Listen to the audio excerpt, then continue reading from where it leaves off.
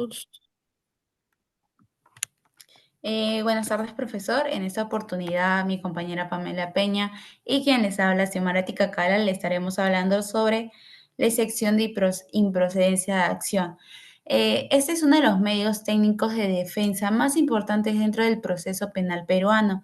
Su finalidad es evitar que continúe un proceso cuando los hechos atribuidos por el Ministerio Público no constituyen delito. Es decir, incluso si los hechos que describe la Fiscalía fueran ciertos, no tienen relevancia penal. Como explica el profesor Gutiérrez Oliva, esta sección busca impedir el uso arbitrario del poder punitivo del Estado. Está regulada en el artículo 6, inciso 1, literal B del Código Procesal Penal, donde se indica que procede cuando los hechos no constituyen delito o no son justiciables penalmente. El juez, al analizarla, no busca probar si el hecho ocurrió o no, eso se ve en el juicio, sino lo que busca es verificar si esos hechos tal como fueron descritos pueden ser considerados delito. Por eso, la improcedencia de acción se relaciona con el principio de legalidad penal y con la garantía de imputación necesaria, ya que solo puede existir proceso cuando hay un delito claramente tipificado. Ahora, pasamos al punto 2, que son las fases negativas del delito, que explican los casos en los que un hecho no constituye delito. Estas fases son 4 y representan diferentes razones por las cuales una conducta no puede ser penalmente sancionada. La primera es la fase negativa de la acción. Ocurre cuando no hay conducta humana voluntaria. Por ejemplo, si un daño se produce por un fenómeno natural o por caso fortuito, no hay acción penalmente relevante. Segundo, la fase negativa de la tipicidad. Se da cuando los hechos no encajan con el tipo penal. Por ejemplo, si se acusa de hurto, pero no hay ánimo de apropiación, el hecho no es típico. Tercero, la fase negativa de la antijuricidad. Sucede cuando el hecho está justificado por la ley, como en los casos de legítima defensa o estados de necesidad. Y cuarto, la fase negativa de la culpabilidad, cuando el autor no puede ser considerado culpable, como en los casos de inimputabilidad por enfermedad mental. Si falta cualquiera de esos elementos, acción, tipicidad, antijuricidad o culpabilidad, el hecho no constituye delito y puede plantearse esta sección. Ahora, en el punto 3 se refiere al hecho no justiciable penalmente, que también se conoce como la faz negativa de la pena. Aquí sí existe delito, pero el derecho penal decide no aplicarle una sanción por razones personales o posteriores. Hay dos tipos, las causas personales de exclusión de la pena, que impide castigar desde el inicio, como los delitos entre familias o la tentativa inidónea, y las causas personales de levantamiento de la pena, donde el castigo se elimina después del delito, como el arrepentimiento, el indulto, y amnistía. En ambos casos el delito existe, pero no hay necesidad de una. Está regulada en el artículo 20, inciso 3 del Código Penal.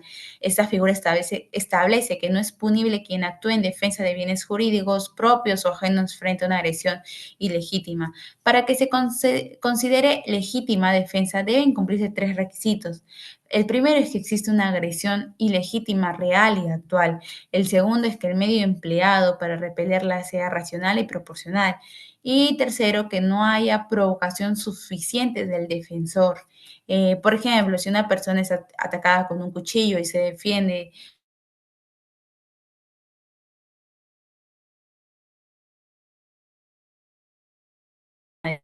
Finalmente llegamos al estado de necesidad justificante previsto en el artículo 20, inciso 4 del Código Penal. Este ocurre cuando una persona comete un acto aparentemente delictivo, pero lo hace para evitar un mal mayor. Se requiere que exista un peligro real, actual y no evitable por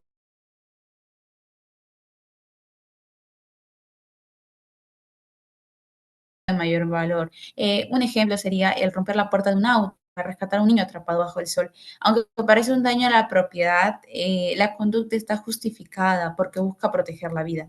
Tanto la legítima defensa como el estado de necesidad son causas de justificación que muestran por qué ciertos hechos, aunque parezcan delictivos, no lo son realmente y por lo tanto pueden ser considerados improcedentes penalmente. ¿Qué es imputación necesaria? Es la imputación de hecho aparentemente delictivo Una descripción clara, precisa y circunstanciada de los hechos consecutivos del delito. Hay diferentes imputaciones requeridas para cada nivel de sospecha. Para la excepción de improcedencia de la acción, nos interesa de manera esencial la sospecha reveladora, que es propia de una formalización, y la sospecha suficiente, que es propia de una acusación. En el Código Procesal Penal, artículo 336, formalización y continuación de la investigación preparatoria, en el inciso 1, si de la denuncia del informe policial o de las diligencias preliminares que realizó aparecen indicios reveladores de la existencia de un delito, que la acción penal no ha prescrito, que se ha individualizado al imputado y que, si fuera el caso, se han satisfecho los requisitos de procedibilidad, dispondrá la formalización y la continuación de la investigación preparatoria. Tiene que existir una descripción clara y precisa de los hechos consecutivos del delito. José Luis Castillo Alba dice, el principio de imputación necesaria no solo debe cumplir con describir el hecho, la específica modalidad de conducta o ante pluralidad de imputaciones o imputados precisar cada uno de sus aportes, sino que también debe necesariamente cumplir con establecer la distinción entre estos autores que ostentan el dominio del hecho o infringen el deber institucional y los partícipes, cómplices o instigadores que lesionen el bien jurídico de modo accesorio. Todo esto nos lleva a ¿en qué casos corresponde la excepción de improcedencia de acción o tutela de derecho? La tutela se emplea cuando existe una falta de imputación necesaria, en caso ésta sea vaga o genérica.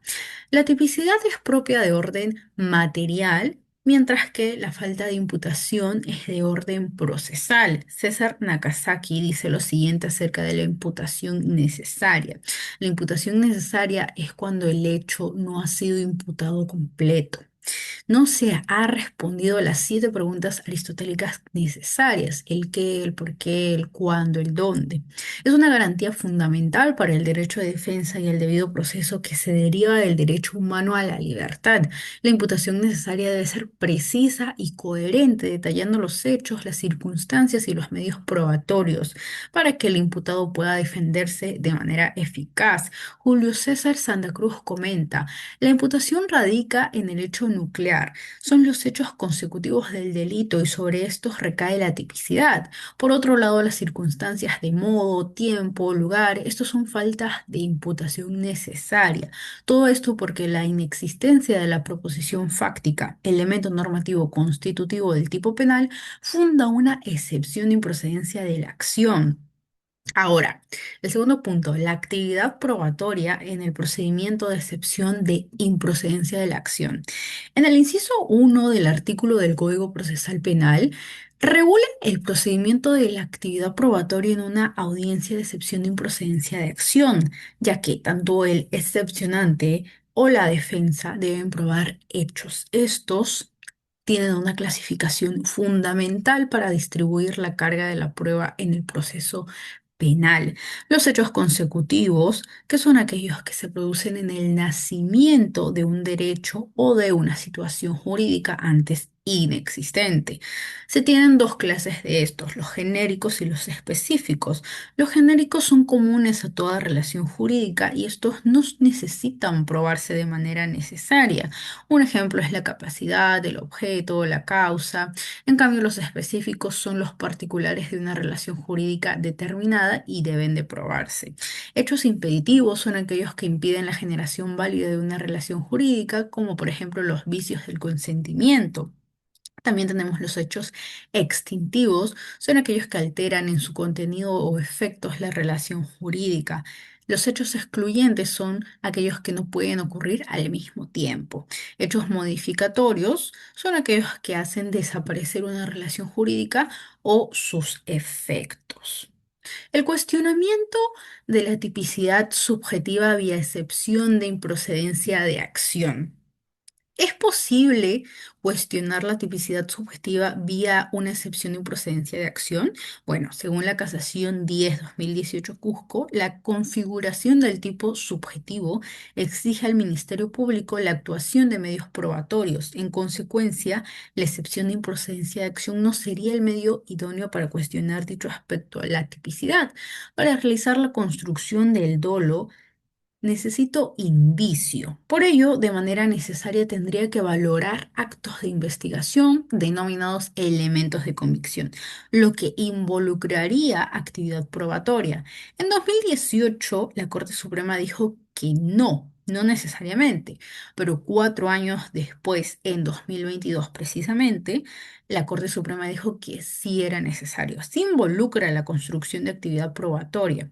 La valoración de actividad probatoria daría lugar a que se pueda valorar los hechos impeditivos a través de los elementos de convicción, causas de justificación y o exculpación, siempre que estos fluyan de los hechos postulados por el Ministerio Público. No se pueden presentar solicitudes si no se encuentran contenidos en la disposición de formalización. También tenemos en la Casación 626 Moquegua 2013 el fundamento 28, que trata sobre los actos de investigación. Se deben realizar un análisis de suficiencia similar al que se hace en la etapa intermedia del nuevo proceso penal.